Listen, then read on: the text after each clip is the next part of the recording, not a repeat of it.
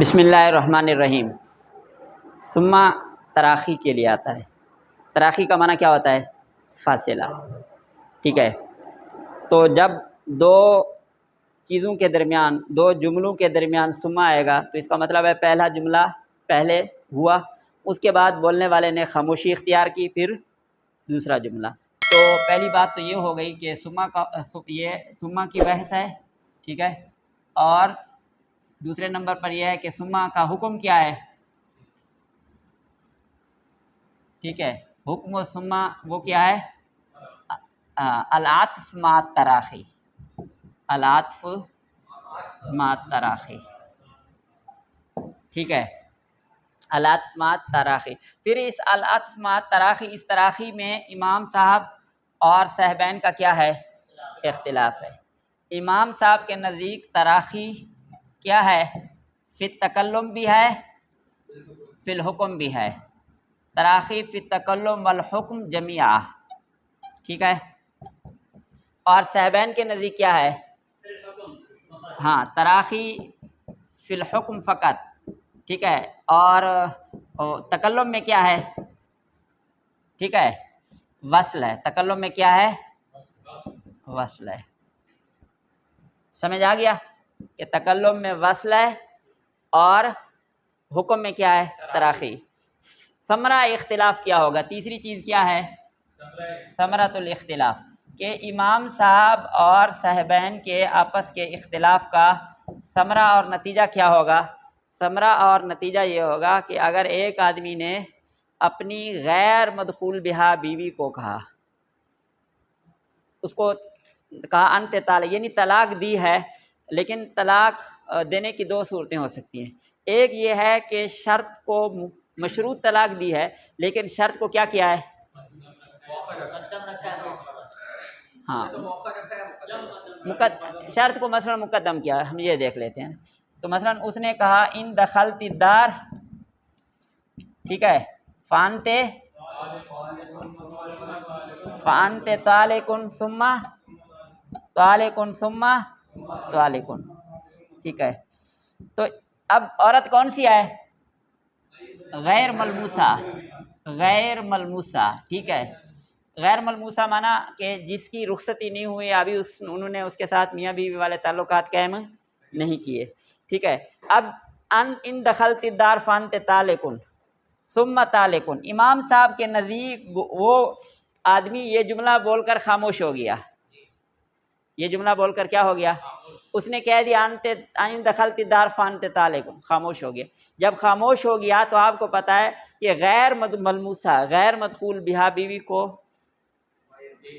ایک طلاق دینے سے کیا ہوتی ہے؟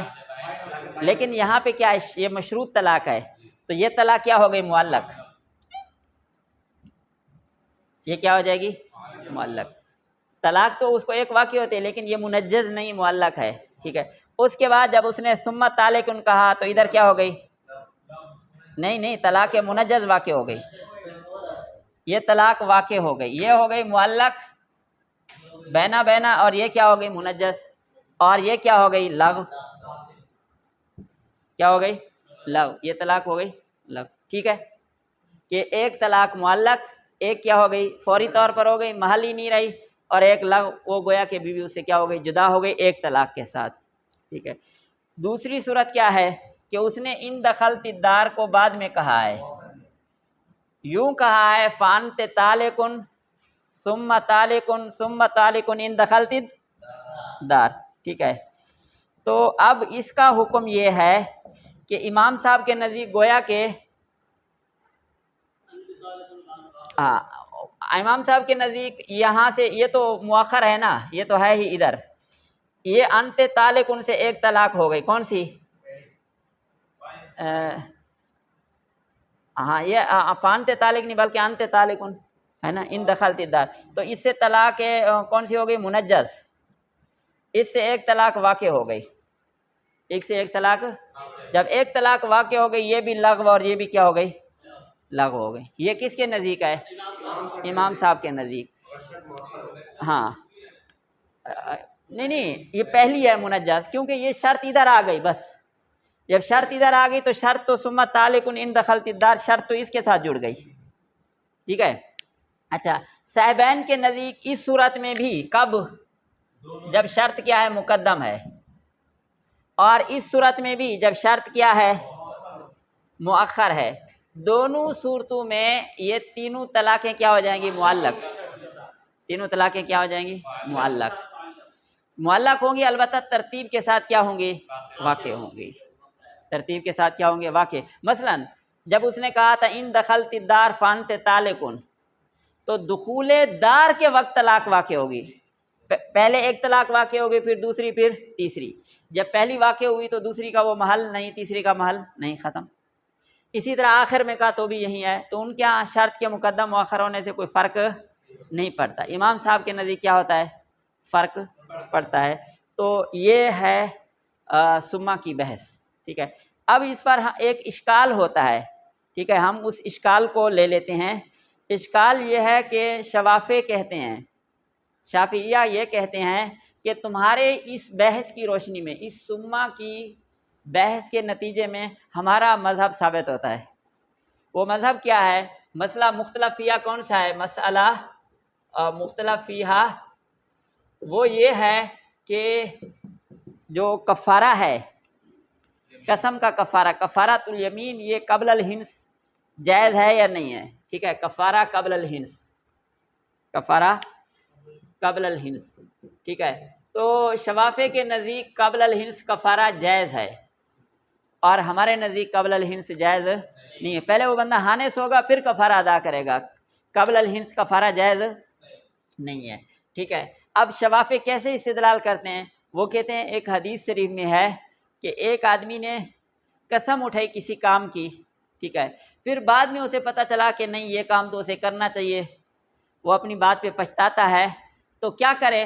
فَلْيُكَفِّرْ عَنْ يَمِينِهِ ثُمَّ لْيَأْتِ بِالَّذِي هُوَ خَيْرٌ، یہ ہے نا کہ فَلْيُكَفِّرْ عَنْ يَمِينِهِ ثُمَّ لْيَأْتِ بِالَّذِي خَيْرٌ ثُمَّ لْيَأْتِ بِالَّذِي هُوَ خَيْرٌ، ٹھیک ہے۔ اب یہاں دو چیزیں ہیں، فَلْيُكَفِّرْ عَنْ يَمِينِهِ کا کیا مطلب ہے؟ کفارہ ادا کرے، کفارہ، اور ثُمَّ لْيَأْتِ بِالَّذِي خَيْرٌ کا کیا مطلب ہے؟ ہنس، درمیان میں یَأْتِ بِالَّذِي خَيْرٌ، درمیان میں کیا ہے؟ ثُمَّ، تو بتلا رہا ہے ثُمَّ، یہ بتلا رہا ہے کہ پہلے کیا ہونا چاہیے؟ کفارہ، پھر کیا ہونا چاہیے؟ ہنس۔ تو حنفیہ کا مسلک تو ٹھیک نہ ہوا، شوافع کا مسلک ثابت ہو گیا۔ ہم اس کا جواب دیتے ہیں جیسے یہ روایت ہے، ٹھیک ہے، اس طرح دوسری روایت بھی ہے، وہ کیا ہے؟ فَلْيَأْتِ بِالَّذِي هُوَ خَيْرٌ ثُمَّ لْيُكَفِّرْ عَنْ يَمِينِهِ، ٹھیک ہے، ثُمَّ لْيُكَفِّرْ، ٹھیک ہے۔ تو اب دیکھیں یہاں کیا ثم کے بعد کیا آ رہا ہے؟ کفارہ، ثم سے پہلے کیا آ رہا ہے؟ ہنس، تو مطلب ہے پہلے ہنس ہوگا اور پھر کیا ہوگا؟ کفارہ ہوگا۔ اس پر ایک سوال ہوتا ہے کہ بھائی آپ اس روایت کو اس پر محمول کر رہے ہیں، اس کو اس پر کیوں محمول نہیں کر رہے؟ تو اس کا جواب یہ ہے کہ لیکفر امر ہے، امر وجوب کے لیے آتا ہے، ظاہر ہے کہ وجوب کے لیے کب ہوگا؟ جب کام پہلے ہو چکا ہوگا نا، کسی کے نزدیک بھی پہلے واجب نہیں ہے، کسی کے نزدیک ہنس سے پہلے کفارہ واجب نہیں ہے، کفارہ ہنس کے بعد واجب ہے۔ جب ہنس کے بعد واجب ہے تو یکفر پر وجوبی عمل تب ہو سکتا ہے جب پہلے ہنس ہو چکا ہو، ٹھیک ہے۔ جب یہ ہے تو لہٰذا یہ والی روایت راجح ہے، ٹھیک ہے، یہ والی روایت راجح ہو گئی۔ اس کا کیا کرو گے پہلے والی روایت کا؟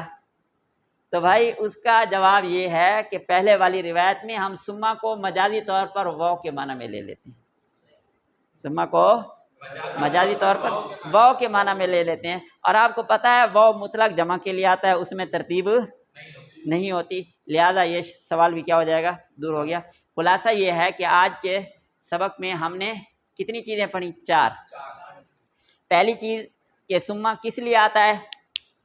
ثم تراخی کے لیے آتا ہے، ٹھیک ہے، یعنی اپنا عطف مع تراخی کے لیے آتا ہے، ایک بات۔ اور دوسری بحث یہ تھی کہ امام صاحب اور صاحبین کا ثم کے بارے میں کیا اختلاف ہے، تراخی، تو اس کا جواب یہ ہے کہ امام صاحب کے نزدیک تراخی فی التکلم والحکم دونوں میں ہے، اور صاحبین کے نزدیک تراخی فی الحکم فقط ہے۔ اور پھر اس کا جو ثمرہ اختلاف ہے وہ کہاں ظاہر ہوگا؟ اختلاف تیسرے نمبر پر ثمرہ اختلاف۔ تو ثمرہ اختلاف یہ ہوگا کہ جب ایک آدمی نے اپنی غیر مدخول بیاہ بیوی کو اس طرح کہا تو اس کا یہ ثمرہ اختلاف، مدخول بیاہ میں کوئی ثمرہ ظاہر نہیں ہوگا، ٹھیک ہے۔ پھر چوتھی چیز، شوافع کی طرف سے حنفیہ پر اعتراض ہوتا ہے کہ تمہارا جو یہ مسلک ہے کہ کفارہ قبل الحنس جائز نہیں، تمہارے اس اصول کی روشنی میں وہ ٹوٹ جاتا ہے، تو ہم نے اس کا جواب بھی دے دیا۔